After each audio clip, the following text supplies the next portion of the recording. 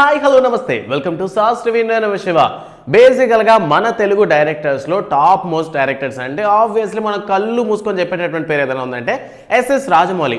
And దాని తర్వాత ఎక్కడ ఫ్లాప్స్ లేకుండా కంటిన్యూస్ హిట్స్తో వచ్చినటువంటి డైరెక్టర్ ఎవరైనా ఉన్నారంటే మన నోట్లోంచి వచ్చేటటువంటి పేరు అనిల్ రావిపూడి. సో ఇప్పటి వరకు ఈయన తీసినటువంటి 7 మూవీస్ కూడా ఎక్కడ కూడా ఫ్లాప్ కాదు కదా, కనీసం యావరేజ్ అనే టాక్ కూడా రాకుండా ప్రతి సినిమా కూడా బ్లాక్ బాస్టరే.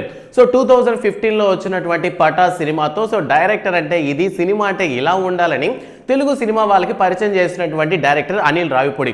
అండ్ దాని తర్వాత తీసినటువంటి వరుసపేట సినిమాలు తీసుకున్నట్లయితే supreme cinema, Raja the great, F2 and రీసెంట్గా మనం కానీ చూసుకున్నట్లయితే భగవంత్ కేసరి అండ్ మహేష్ బాబుతో తీసినటువంటి సరిలేరు నీకెవరు. సో ఈ విధంగా వరుస పెట్టి ఆయన తీసినటువంటి ప్రతి సినిమా కూడా బ్లాక్ బాస్టర్ హిట్ అనమాట. సో అందువల్ల ఏంటంటే అనిల్ రావిపూడి సినిమా అంటే ఏంటంటే చుట్టుపక్కల జనాలందరూ కూడా థియేటర్కి వెళ్ళి చూడొచ్చు అంటే పెట్టినటువంటి డబ్బులకి వర్తబుల్ మూవీస్ని ఎంటర్టైన్మెంట్ పొందొచ్చు అనే హోప్ అయితే ఇచ్చాడనమాట. అండ్ దాని తర్వాత రీసెంట్గా మనం కానీ చూసుకున్నట్లయితే F2 తర్వాత అండ్ దాని తర్వాత F3 తర్వాత మళ్ళీ వెంకటేష్ కాంబోలో అనిల్ రావిపూడి మూవీ తీస్తున్నారు. సో ఈ సినిమా ఏంటంటే సంక్రాంతికి రిలీజ్ కాబోతోంది. సో మొత్తానికి ఈసారి వెంకటేష్తో హ్యాట్రిక్ కొట్టాలనుకుంటాడు అనమాట అనిల్ రావిపూడి. బట్ ఇక్కడ వచ్చినటువంటి ప్రాబ్లం ఏంటంటే ఇప్పటి వరకు మనం రెమ్యునరేషన్స్ పరంగా కానీ చూసుకున్నట్లయితే హీరోస్కి ఎక్కువ రెమ్యునరేషన్స్ ఉంటాయి. దాని తర్వాత డైరెక్టర్స్ పరంగా మనం కానీ చూసుకున్నట్లయితే ఎస్ఎస్ రాజమౌళినే ఇప్పటి వరకు ఉన్నటువంటి హీరోస్తో కూడా కంపేర్ చేసుకుంటే ఎక్కువ రెమ్యునరేషన్ తీసుకుంటారనేటువంటి టాక్ ఉంది. బట్ ప్రెజెంట్ ఏంటంటే వరుస పెట్టి తీసినటువంటి ప్రతి సినిమా హిట్ కావడం వల్ల అనిల్ రావిపూడి యొక్క మార్కెట్ కూడా పెరిగిందనమాట.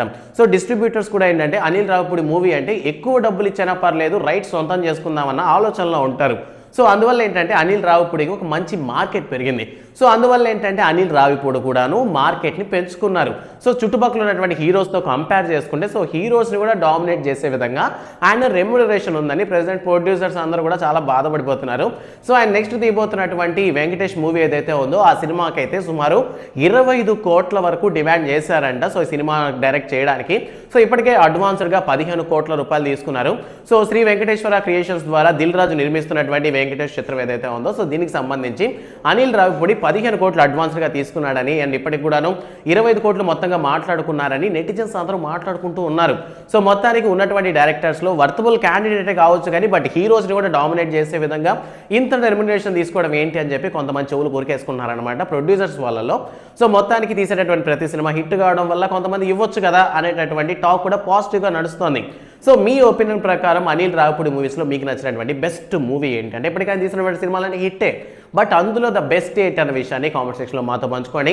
అండ్ రెమ్యునరేషన్స్ పరంగా మీరు కానీ చూసుకున్నట్లయితే the best director in India, so not only Telugu ఇండస్ట్రీని కాదు కానీ ఇండియాలో ద బెస్ట్ డైరెక్టర్ ఎవరని మీరు అనుకుంటున్నారు అండ్ మేబీ ఆయన రెమ్యునరేషన్ ఎంత ఉండొచ్చు అని అనుకుంటున్నారో కామెంట్ సెక్షన్లో మాతో పంచుకోండి. అండ్ మరిన్ని కొత్త అప్డేట్స్ కోసం సాస్ టీవీని సబ్స్క్రైబ్ చేసుకోండి. Thanks for watching.